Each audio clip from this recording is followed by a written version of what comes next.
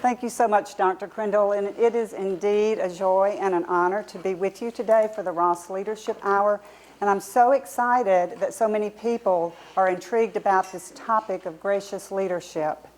And my promise to you, my aspiration during the next hour, is that by the conclusion of our conversation this morning, that just perhaps you might pick up 1, 2, or 3 ideas through which you can aspire to be an even more effective leader.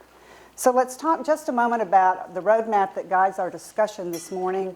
I will share some stories along the way about some of my leadership lessons that I have learned and how they relate specifically to gracious leadership. I also want us to spend just a few minutes to examine the definition of gracious and then to look at the antithesis of gracious, obviously that being ungracious, and just to explore for a moment what type of leader would we really want to be, to work for, and what type of leader do we want to be.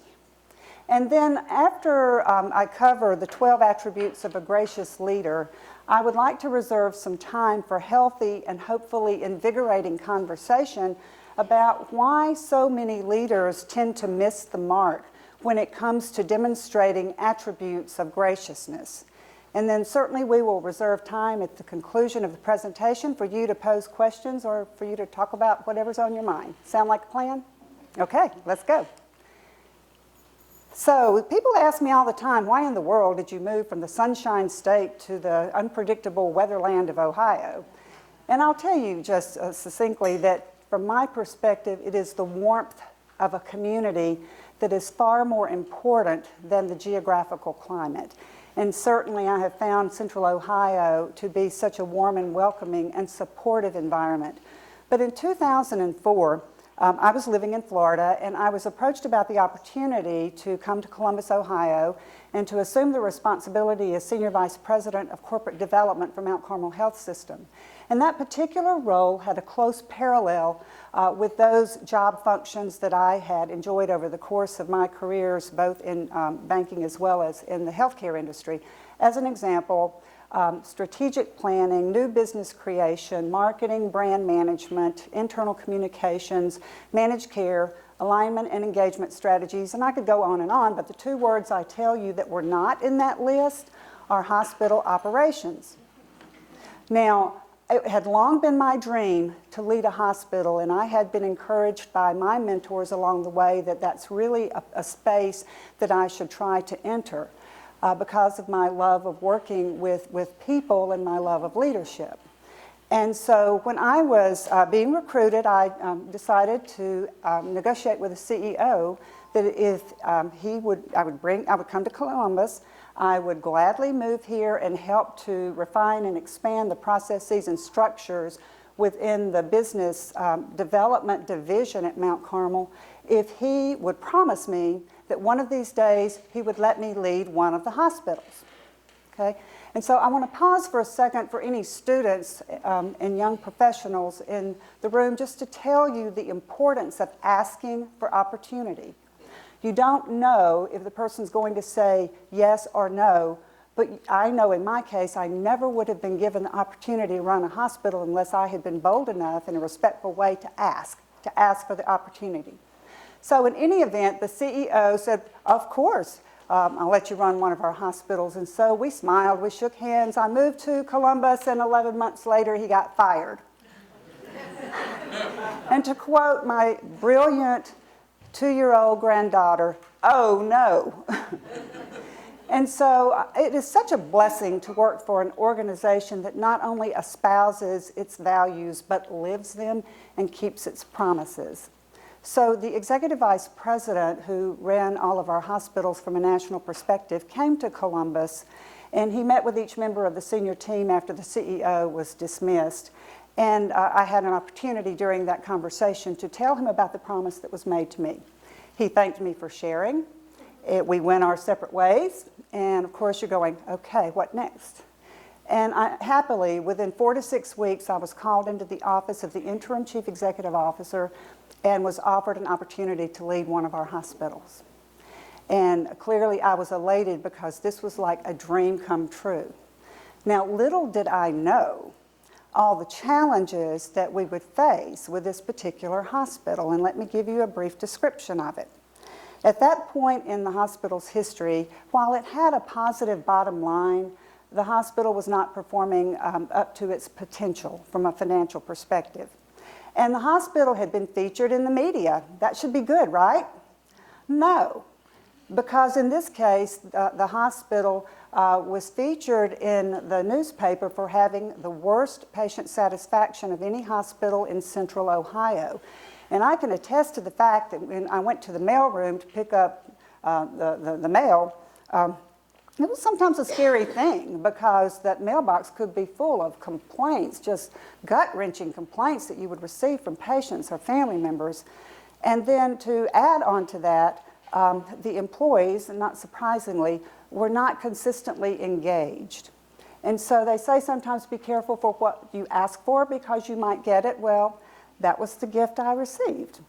And honestly, I will tell you, in retrospect, it was among the 9 most gratifying years of my professional journey.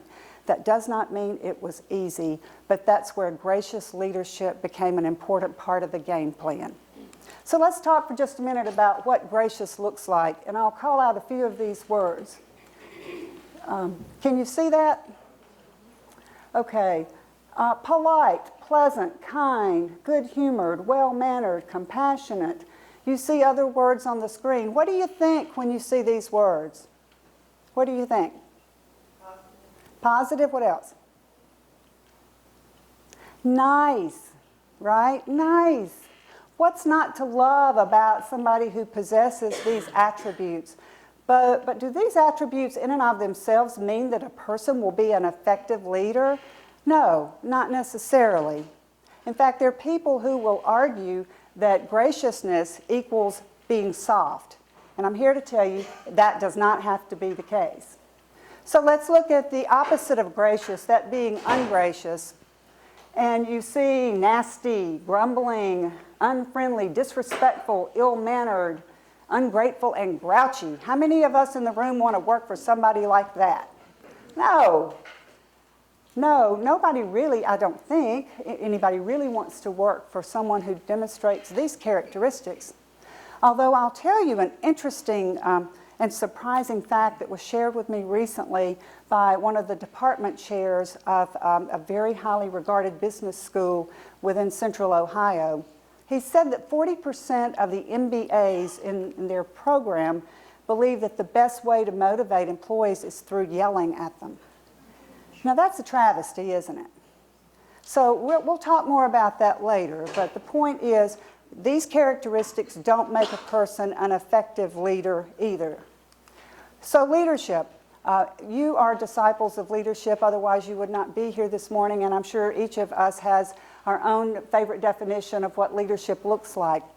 In this case, I like the description from the Business Dictionary, where leadership is to establish a clear vision and to share that vision with others so that we can inspire them to follow, to align interest and to manage through conflicting interests, so you've got the alignment of human capital with the objectives of the organization, to step up in times of crisis, and to be creative in looking for solutions, and again, inspiring those who follow us in achieving our goals. So what I'd like to propose to you is that leadership is the what we are to do, and being gracious is the how through which we can optimize our performance. So let's go. Here are the 12 attributes of a gracious leader. First and foremost, gracious leaders are respectful. And they are respectful to every individual within the organization without regard to title. From the janitor to the C-suite, it doesn't matter. Everybody is created equally, and we all deserve to be respected. In 2006, when I first went to St. Anne's, little did I know that within the first 72 hours of my arrival on the campus, I would be faced with a critical moment of truth. The environmental services or housekeeping manager came in to talk with me, and this was my first time to meet her, and she said, nice to meet you, and oh, by the way, we've got a problem. And she explained that a consultant who had been brought in to improve the performance of the housekeeping staff was actually demeaning and was belittling to our staff. And so I assured her that we would not tolerate disrespect, and I thanked her, and I went about digging a little bit deeper. Well, what I found out was that, number one, she was accurate, that the consultant was belittling and demeaning to the staff, but he had gone so far as to tell these employees that if they did not do as he had instructed, that Janet Meeks would have them fired. So I fired him on the spot. You'll hear me talk a little bit later about the importance of building relationships and how that takes time, but there are moments in our leadership journey where you've got to pay attention to your gut and you've got to do what's right. And so I explained to the director of the engagement that this particular consultant was no longer welcomed on our campus. He needed to leave immediately, and that because we were not going to compromise our commitment to the utmost respect to be shown to each one of our employees. That sent positive shockwaves throughout the organization, as you can only imagine, because I am convinced that it started to set a beautiful stage for the type of culture that we wanted to build upon at St. Anne's. Gracious leaders are respectful. Gracious leaders value the importance of relationships. It is an absolute truth that trust is one of the most important platforms you can have within your leadership philosophy. And frankly, it takes time to build relationships of trust with those who follow you. Now, how many of you have worked for more than one organization? Okay, several of us have. And so you know that when you go into a new organization and you come in with fresh eyes and you've got all these great aspirations about things that you want to achieve on behalf of the organization. And I learned many years ago that just because I would come in with fresh eyes and see opportunities for improvement in the moment did not mean that the people who had lived within that culture for so many years were super excited about change. In fact, there's a lovely little book called Change is Good, You Go First. That's really nice. You might pick that up sometimes. But people who have been ingrained within a culture and who think it's perfect and comfortable, it's their security zone. They don't necessarily want some newbie coming into the organization telling them everything that's wrong. So sometimes as leaders, we have to slow down and build those relationships before we can speed up.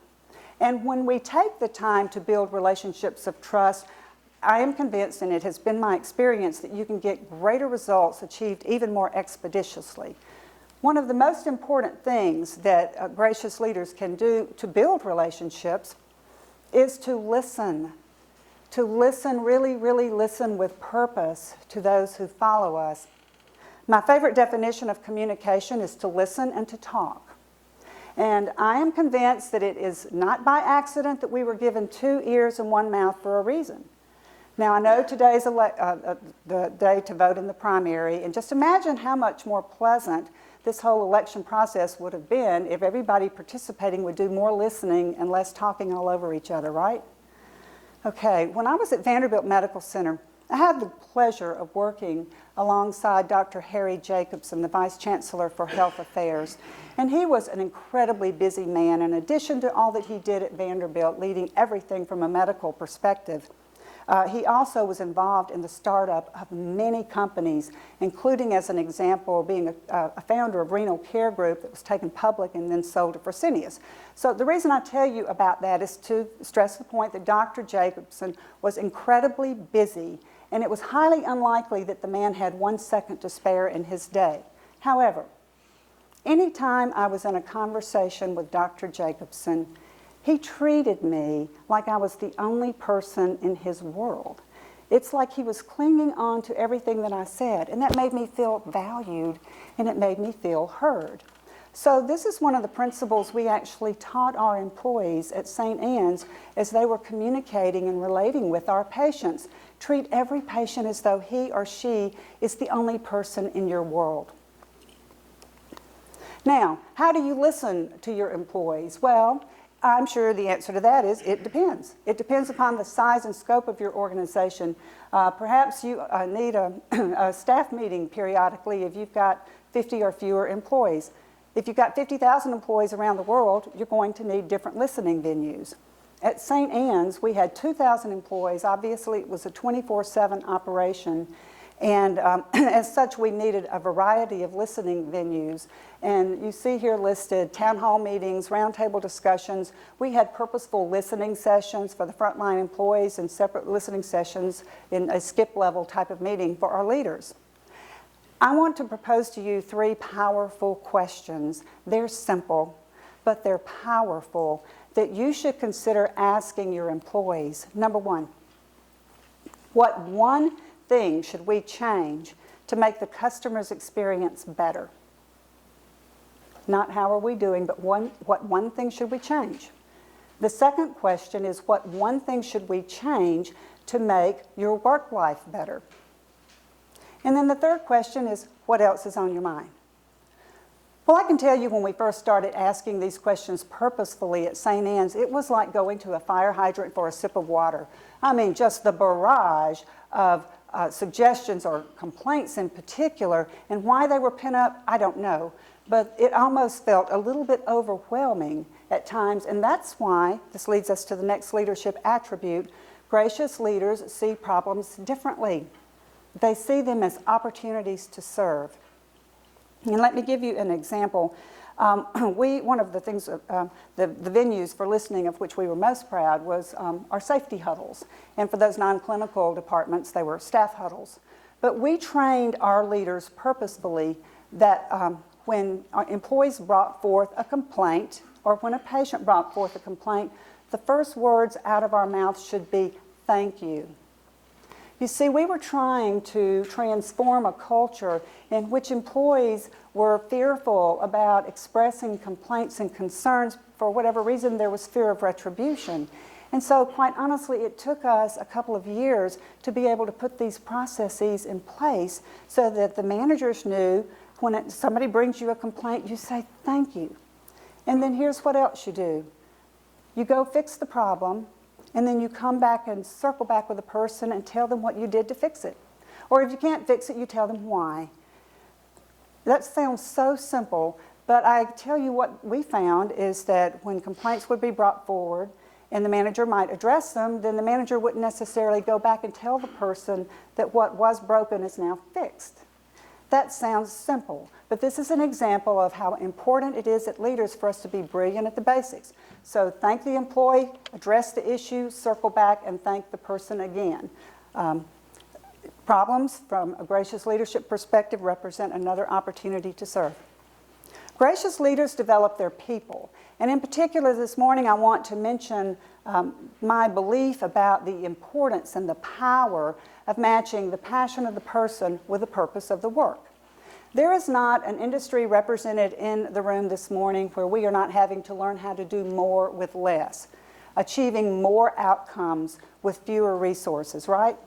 And so one of the things we did at St. Anne's is, as we were beginning to see the mammoth amount of work that we needed to accomplish, is that we created 8 campus leadership councils. For example, employee engagement, community relations, leadership development, a growth council, and there were 4 others. And we created charters for each of these respective councils to govern as the true north. And then we told each of the members of our leadership team, and by the way, there were between 70 and 80 leaders at St. Anne's, we said, you are required, it's one of your accountabilities to have the privilege of being a leader at St. Anne's, you must serve on one of these councils. And we invited them to either find some aspect of the work of the councils that represented a match between their passion and the purpose of the committee. So find something you're passionate about, get plugged in, and make a difference. Or find something that you want to learn about, consider it a stretch assignment so that you can grow, broaden your skill set, and become an even more valuable leader. And it worked absolutely beautifully. So, matching the passion of the person with the purpose of the work. Gracious leaders empower their employees through asking powerful questions. You know, I've had the joy and pleasure of working for 4 fine organizations throughout my professional journey, and when I would make a transition from one organization to another, it seemed like in the early days that the employees would come to me, or the leaders would come to me, and they would say, gee, Janet, what is it that you think we should do about this? And what I learned to do, and I suggest that you consider, is to reverse the question. To ask those individuals, well, Mary, what is it that you think that we should do about X? Why is that? Because I'm convinced that most great leaders, most great employees already know the answer to the question. They're closer to what's happening on the front line, and when they come prepared with the answer and you say, sounds great, or you maybe offer a little refinement, then they go about their merry way and they begin to build confidence. They're simply asking for permission to be empowered. So reverse the question, ask them what they think. And if you have employees who are coming to you saying, what do we do? And they're not prepared with potential solutions, well, this is an opportunity for some constructive feedback to ask them to go back and work on potential solutions. And through that process, they will learn and grow and build confidence and ultimately be empowered. Okay. For those individuals who may have come to this session this morning thinking, oh, this gracious leadership is soft stuff, then I hope that we can park that in the back lot and focus on accountability. Gracious leaders not only expect accountability, they require it. And they require it of themselves and of the team. You will hear me say several times that one of the most important things a leader can do is to be absolutely clear about expectations. You can have a compassionate culture and a culture of accountability. Now, that journey is not necessarily easy, and I'd like to describe for you in just a few words what happened at St. Anne's. As we were beginning to approach more granularity in the goals that we wanted to accomplish, don't be surprised if you find the wolf in sheep's clothing lurking around the corner, because some employees who have an aversion to accountability, or maybe it's just that they're not yet comfortable with accountability, they will cry out, micromanagement. Why are you being that specific, saying that we need to achieve this task by that date? It's not micromanagement, it's about being clear, and being clear is one of the kindest things that we can do. Some other people may say, well, what you're doing is being counter to the culture. Don't buy that either. Accountability of self. As leaders, one of the most important things that we should do every day is to look in the mirror and to seek to see what those who follow us are seeing. It's so critically important because there's not a one of us who is perfect. And I think sometimes when we acknowledge our imperfection to our staff, it's not a sign of weakness, it absolutely is a sign of strength, and it is liberating to those who follow us to have the security and the confidence and the humility to be able to say, I don't know, or, you know, I made a mistake, I'm sorry, or I need your help, are absolutely elements of strength in my opinion, and it helps to build a bridge with your staff to make it even stronger. Accountability for the team. Throughout my professional journey, I have long been an advocate of what I refer to as AAA leadership. Alignment, accountability, and acknowledgement.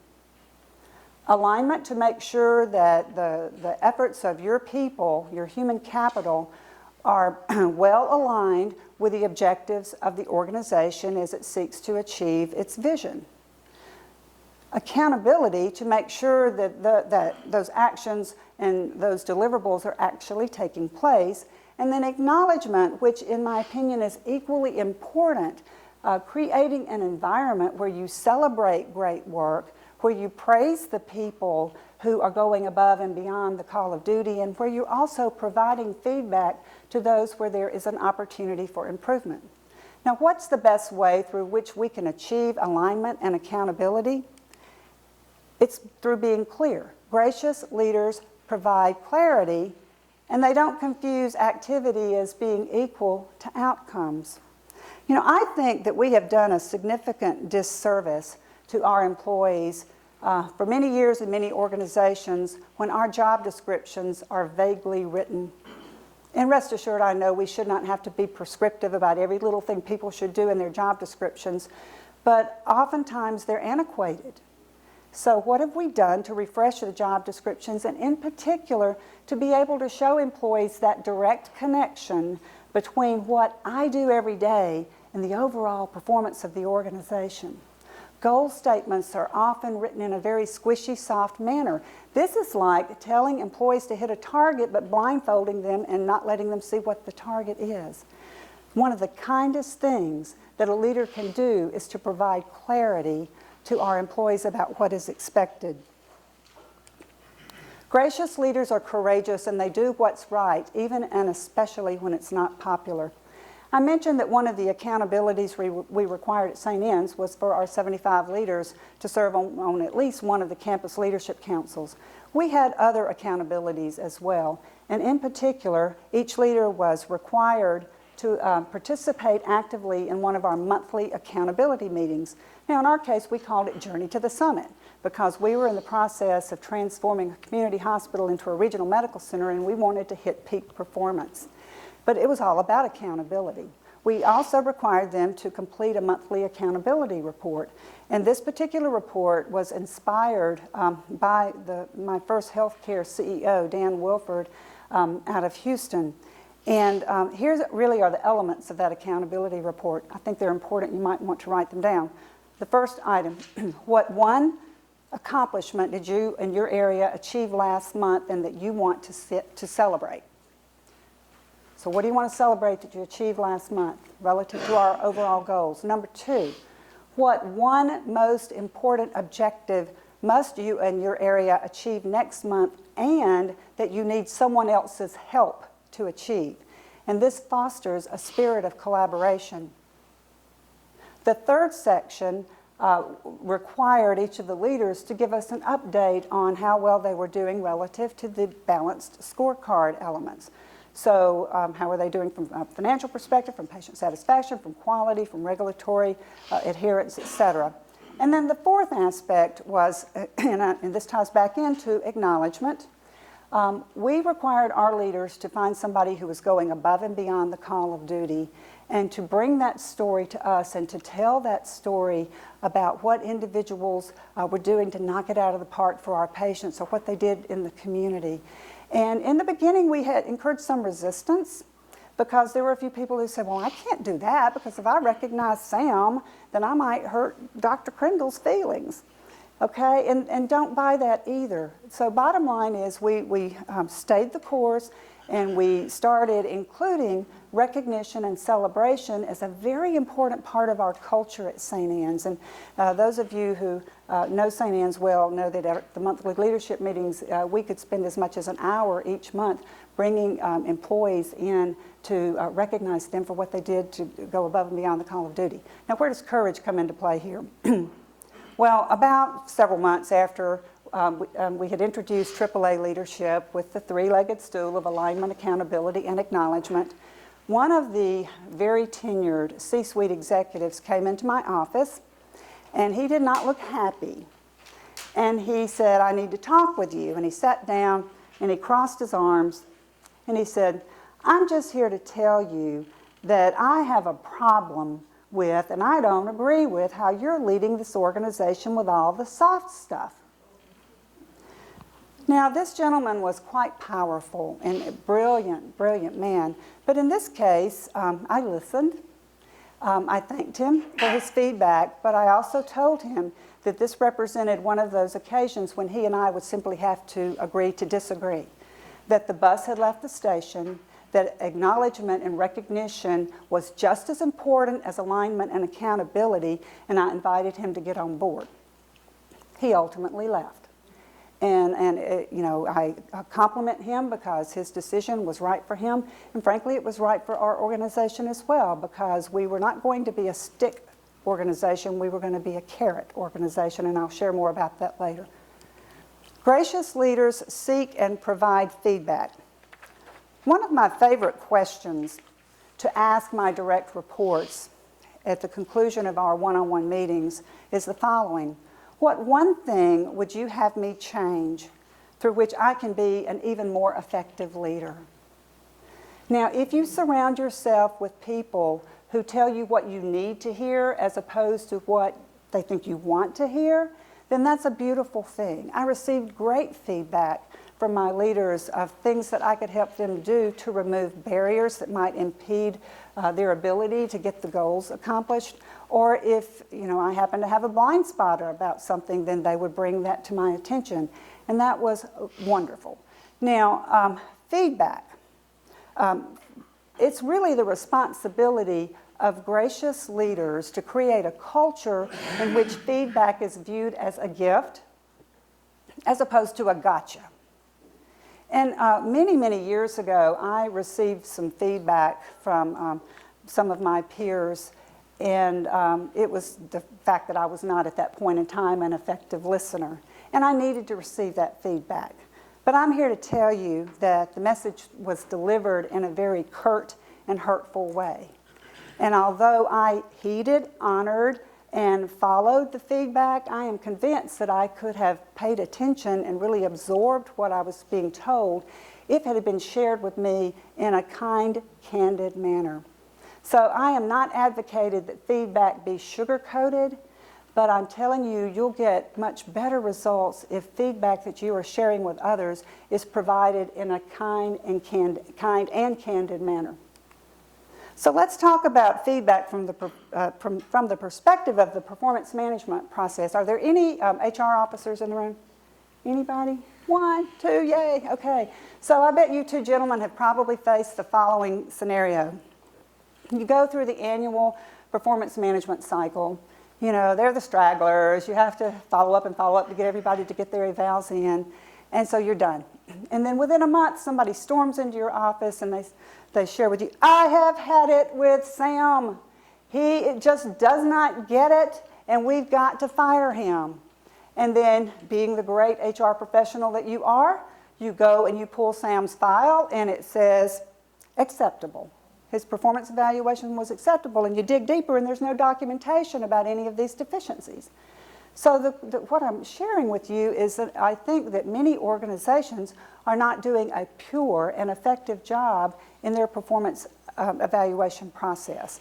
There are some organizations that are even starting to do away with performance evals, and I trust that they are replacing those with other structured and systematic and high-quality feedback mechanisms. But feedback to our employees is something that they deserve. They need to hear from us how well they're doing. So I'd like to spend just a minute talking with you about a process we put into place at St. Anne's called high, middle, low. We did not invent this process. Quint Studer, who's a healthcare icon and a professional in helping organizations to optimize their success, is an advocate for HML. And let me tell you how it works. Well, first, you need to have pure performance management processes with your annual performance evaluation system. But 6 months after the completion of those performance evaluations, we actually would prepare, train, and retrain our leaders to go through an analysis and answer 20 or 25 questions about each and every one of their employees. And that helped the leader to objectively ascertain if the employee was a high performer, a middle performer, or a low performer. And then we trained our leaders, and oh, by the way, practice does make perfect. We trained them to have very intimate one-on-one conversations with every one of their employees. And so here's what happened. With the high performers, the conversation would go like this. Mary Jane, I just wanted to spend a few minutes with you today and to thank you so much for everything that you are doing to make a positive difference for us here on the campus. You are an absolute role model, and I want to help to foster your professional growth and development here at the hospital. So what is it that you would like to do professionally over the course of the next 3 years? What are your dreams and aspirations so that I can look for stretch assignments to help you expand your skills and to prepare you for your next step? Re-recruit your best. The middle conversation and the verbiage used is really important. We would talk with an employee and say, Johnny, you're really doing a superb job with A, B, and C. Thank you so much. Stay the course. And Johnny, you can be even more effective if you will do D, E, and F. So you don't say, Johnny, you're really good at this, but not that. you're really good at this, and you can be even more effective if you will accomplish this. What help do you need me to make that happen? And then the low performers, it should be obvious, and also, by the way, it should not be a surprise because feedback should be continuous. But with a low performer conversation, it would be, Nancy, we have had this discussion over the course of the past several months, and you are not consistently kind and sensitive to the needs of our patients and how you communicate with them. And unless there is a change in performance, you will not stay with our organization after a few more months. Well, when we started this process at St. Anne's, and just think for a minute, some of our nursing leaders in particular might have had 60 or 70 people reporting to them, and they were like, how in the world can we do this? This is going to take so much time. I've got everything else on my platter with my regular day job. Well, I'm so pleased to tell you that as I was preparing to leave St. Anne's last summer and preparing to pass the baton to my successor, I held my final series of listening sessions with my leaders, and I asked them to describe some of the systems or processes that we had put into place that had helped to transform our organization into such a healthy culture. HML was right at the top of the list. In fact, they said, we can't imagine not having this process because employees clamor. They ask us, when are we going to have our one-on-one 15-minute meeting? Employees want feedback, they love feedback, and we should provide it to them. The results of HML I just covered, so moving right on. Gracious leaders are compassionate. I love the quote from Theodore Roosevelt that says, people don't care how much you know unless they know how much you care. And so my question to you this morning is, what are you doing to demonstrate to your employees that you care deeply for and about them? One of my favorite books is The 3 Signs of a Miserable Job by Patrick Lencioni. It's a fable, it's easy to read, but really the premise of the book is this. People want to make a difference. They really do. They want to know how much of a difference they're making, and they want to know that the employer cares about them as a whole person, not just what they do at work. And so how we incorporated the principles of this book into our hospital, actually during new colleague orientation, in addition to sharing the mission and vision and values of the organization, in addition to finding out why they wanted to work at St. Anne's, we asked them to tell us what they absolutely adore doing when they're not at work. And without exception, their faces would light up and they would talk about their grandchildren or their children or their hobbies.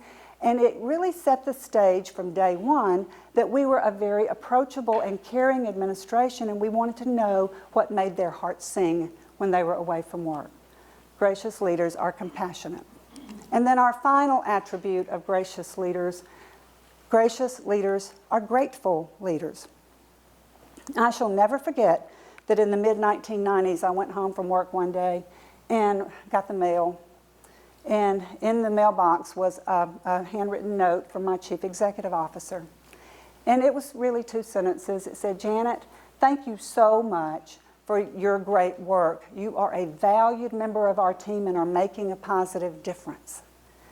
Well, I'm an athlete. I played basketball in high school and college, and that was like remembering the roaring cheers of raving fans when we won 24 games in a row. I mean, it just the accolade, the gratitude expressed by the CEO, and the fact that he took the time to share his gratitude with me. And it made me want to turn cartwheels for him. We used the same approach at St. Anne's. When I made the promise to the employees that you find somebody who's going above and beyond the call of duty every month, and I will find the time to send a handwritten note to the home. Now, that's not about me. That's about the employees. That's about celebrating great work. Now, let's translate that into quantifiable results. Another one of my favorite books is The Carrot Principle. The Carrot Principle. And it was a study of 200,000 employees and managers over the course of 10 years. And the researchers were able to quantify that those organizations that recognize and reward in top quartile manner have a bottom line more than 6 times higher than those organizations that recognize and reward in bottom quartile manner. Isn't that interesting? And the book also says, and this, the most recent release of the book, I believe, was 2007, that 75% of organizations do not utilize recognition as a strategy. And to me, it is not soft, it's absolutely strategic. So employees want to make a difference, and James Goodnight, CEO of SAS, I love his quote that reads, treat people like they want to make a difference, and they will. So, bringing this all full circle, is gracious leadership soft stuff? Well, of course, I don't think it is. I think it's absolutely the only way to go. And I would like to use the results achieved at St. Anne's to illustrate the point. As I was departing from the hospital last summer, from a financial perspective, our bottom line was more than 4 times higher than AA-rated hospitals nationally. Our patient satisfaction had spiked at the 83rd percentile. We were receiving national quality awards and safety awards. We consistently received letters of compliment from our patients, and our employee engagement was at top decile in 2 of 5 dimensions and very close on the other 3 dimensions. Now, I'm going to borrow from the prior slide about being a grateful leader, because I am so incredibly grateful for the amazing team of 75 leaders that we had at St. Anne's and still have at St. Anne's, and they get all the credit for accomplishing that great work and for believing in the power of gracious leadership. So, let's talk for a minute, and this will be your time to engage and provide your insights. Why is it that leaders sometimes tend to miss the mark and they don't buy into this process or this philosophy of demonstrating gracious attributes? It's time consuming. What part? I think all of it, even like writing the letters, it takes personal time to go out and do that. And when days are so packed with other things, it's easy for a leader to say, I don't have time to develop my people. I'm too busy with other things. And time is always a challenge, but I would contend that taking the time to write those simple little thank you notes to our employees was one of the most gratifying and rewarding and productive things that I did as a leader. I actually had people write me thank you notes for writing them a thank you note. I mean, seriously, but it does take time. But when we're paying attention to doing the right things and overlaying as an example empowerment, then it actually frees us up to have more time as leaders so we can do the things we're frankly being paid to do. Other thoughts? Yes? I think they lead by example. So if their leadership isn't doing those things, if you're in more of a cutthroat type environment, kind of to his point as well, it's time consuming, but it's you know, if I can just be like the MBA students, you know, if I can just be mean and get away with it, then that's kind of easy for me. And that's really tough. I mean, the culture is like Amazon, and I don't know if you read in the New York Times about some of the concerns about the culture at Amazon. Well, those people who are customers of Amazon love it because, you know, they're so good, but it just seems like it's a very cutthroat and stressful environment. You know, how do we break out of the cycle when our leaders have learned from other leaders bad processes? That's where sometimes you just have to swallow hard and do one of 2 things. You go in and try to have a respectful conversation with that individual, or you may ultimately have to decide to leave. You know, and I'd hate to see the latter, but it's a tough situation to be in, especially if the leader has blind spots and doesn't know that he or she is all those negative words that we saw on the ungracious slide. Do you feel that leaders think that, you know, is that acceptable for somebody, you know, if you're my leader, for me to go in and go, you know what, this isn't working. I think you could be better leader if you do this and that. I think it depends on the person and how receptive they would be, but that seems extremely difficult. It's difficult and it can be risky, but I can tell you without going into details that there was a point in my past where one of the CEOs for whom I worked needed to hear some information, and so I went in and first asked him to please not shoot the messenger, and that I didn't really need to know the answer to the question, but that I was loyal to him, and that I wanted to make sure he had the benefit of the information, or in the situation you're describing, the benefit of the feedback. It's tough, but you know, if we permit it, we promote it. Was there a question? I was going to use the point you just made, which is just sort of a lack of self-awareness. Had leaders that I've worked with in the past who just simply didn't understand or know that maybe they were ineffective because they were more of the stick rather than the carrot. Right. But also having the same kind of leader who actually sat in a room like this with all of the staff and accepted feedback from a do more of, less same of analysis. It was really powerful because he sat there and he heard feedback that was, you got to change. And he embraced it, and he did in fact change. And I have more respect for him than any leader I've worked for, because that's hard. Thank you for that beautiful example. It is hard, but it never would have happened if you guys had not had the courage to provide that feedback. Yeah, absolutely. Was there a question here?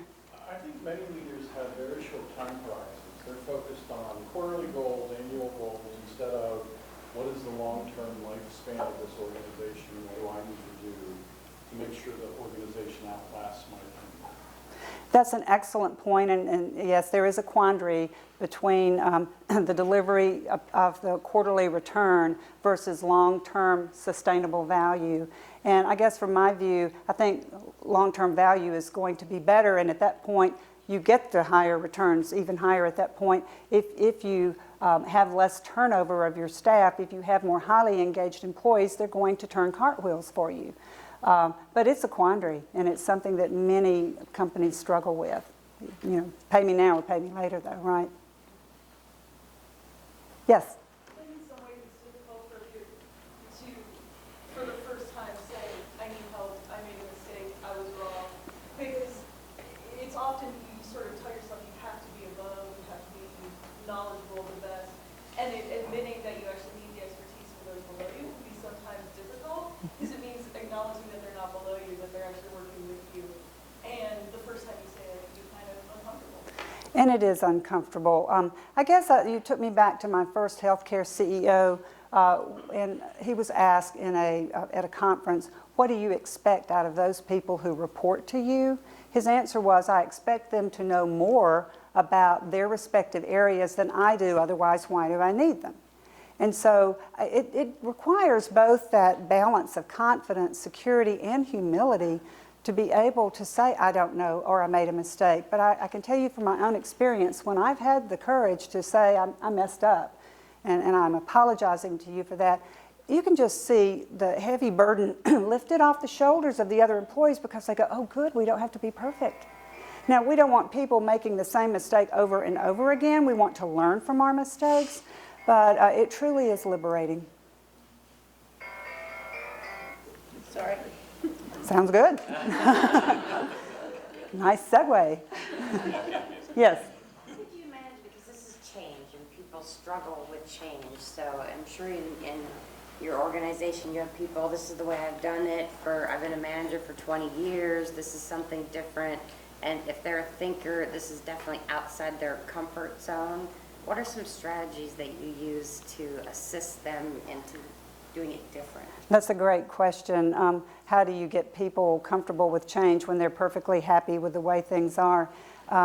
It's tough, but that's why the power of relationships comes into play. And you know, once we could have people trust us, then there were still some individuals who were like, but wait, we like it the way it was for the past 20 years. But the way it was the past 20 years is not getting us the results we need, as an example with patient satisfaction or physician satisfaction. So building those positive relationships and helping them to understand why the change is important will help to make it more palatable. It still doesn't mean it's easy, but it absolutely can happen. So relationships and explaining why. Dr. Crandall. I was going to ask you if you could unpack a little bit around the listening. You listed a series of opportunities, so roundtables, town halls, listening sessions. So can you just describe the various processes and purposes of those particular kinds of activities? Okay. how do you open a listening? Is that purely listening, or is there an agenda? How's that? Okay, let me give you 2 examples.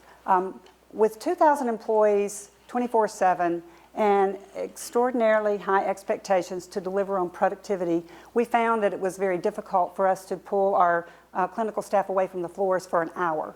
So we actually built a faculty within St. Anne's, and these were obviously hand-picked rock stars, so to speak, and we developed a script for the 15-minute meetings. And in the case of those were not necessarily listening sessions, they were communication sessions. So we would bring employees in, and over the course of 15 minutes, we had a very tight presentation, and we wanted to convey that important information. And in those situations, we told them that because we respect your need to get back to your patients very quickly, we have comment cards at the back of the room. And we would ask you, please, if you have any question or concern, express those within the comment card. And oh, by the way, please sign your name, because if you bring forth a problem and we fix it, we need to tell you that we fixed it. And then we actually would go so far as to sending thank you letters to the homes of those employees who would bring forth comments or suggestions during the 15-minute session. Now, the other side of the spectrum would be hour-long listening sessions, and we made those open to anybody who wanted to come. And so we did spend about 10 minutes sharing important information with them about what was going on at St. Anne's, but then we, zipped lips and said, this is your turn. What are you hearing? What do you want to know about? And let's just have conversation. And we would actually, in some cases, arrange the room so it was more of a round table, just so that they would, again, see us as the approachable leaders that we aspired to be. Does that help? One size does not fit all, but just using different approaches to convey the same messages. It's like a marketing campaign with a science of frequency and reach. Tell the same message in different ways over and over, and then ultimately people get it. Any other questions? Yes? When you talk about acknowledging that a person, an employee, are doing a great job, what happens though when they hear that and they're appreciative, but they would also like a raise, and the funds are just not there? You think that ever happens? Yeah. It does happen, and that's why it's important in the structure and the strategy of what you communicate that we systematically include information about how we go about arriving at the annual average salary increase, or if there's not one to be given, why. You're so right. I mean, people would love to get a 25% increase every year, so would I have liked that. But I think that I think the research shows, too, that money is a small portion of what people are really looking for. It is important to them, but what they want is the affirmation, and that is even more powerful, and that's one of the things that is discussed in the carrot principle. Yes, Christy? So when you ask for feedback, oftentimes you don't get to hear things like, thank you for paying me on time, thank you for providing me the benefits, thank you for employing me. You hear a lot of negativity. So as a leader, when you're asking for feedback, what are some strategies that you use to keep positive? Yep. Great question. What are some strategies that we use to keep positive when we're getting feedback in the event you get lots of negatives? The one question that we ask consistently is, what do you love most about St. Anne's? And so that's when we would hear about positive work culture, or we would actually have some comments from people about, I'm grateful for job security and for the benefits that we have. So you ask them, what one thing can we change to either make the customer experience better, to make the work life better, and if you start seeing that go negative, then you ask, what do you love most about working here? Okay, yes? So when you were getting the positive results and really turning things around at St. Anne's, did someone above recognize that and say, hey, can we do the same thing with the other hospitals? Absolutely. There were multiple occasions and situations where, as we were starting some of our own processes at St. Anne's, that the local system said, we need to replicate that throughout the rest of the organization. And oh, by the way, if there were great things that the other hospitals were doing, we wanted to learn from them as well, which was the beauty of having 4 hospitals here locally, because we could learn from each other and all try to make the boats rise at the same time. Okay, one final question. You mentioned one of your employees that this didn't work for that particular employee, so you assisted them to move on. How did you go about identifying that?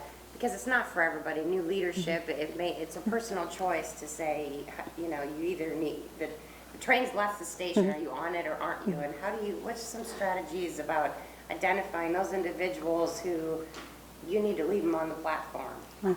Well, in the case of that individual, it was his decision and his initiation to leave, because I think sometimes when people feel like this culture as it's changing no longer fits with how I do what I do, then the good news and the fortunate thing was that he did leave. I continue to try to get him on board.